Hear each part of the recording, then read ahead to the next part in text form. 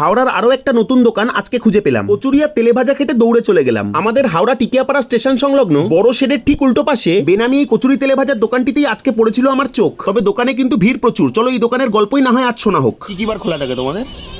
প্রত্যেক দিন খোলা থাকে সবসময়। সকালে কটা থেকে কটা অবধি? 5টা দিকে। 5টা থেকে কচুরি পেয়ে যাবে? কচুরি, বেগুনি, চপ, সিঙ্গাড়া, ফুলুরি। আচ্ছা, বিকালবেলা হলো ইঁচড়ের চপ, ইঁচে বড়া, ভেজ পকোড়া। বিকালে কটা থেকে খোলো? 2:30 দিকে, 3টে দিকে শুরু, আর কটা অবধি থাকে?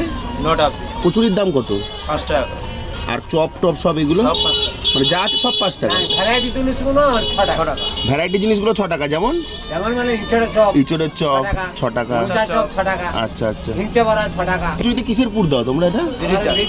কচুরির সাইজগুলো বেশ বড় আর তরকারি দিয়ে খেতেও কিন্তু মন্দ নয়। আর পশ্চিমবঙ্গের বেশিরভাগ মানুষ এই ধরনের দোকানগুলো থেকেই কিন্তু তেলে ভাজা খায়। আর আমরা সবাই জানি এগুলো পাম তেলেই ভাজা, কেউ কিন্তু অন্ধ নয়। বাই।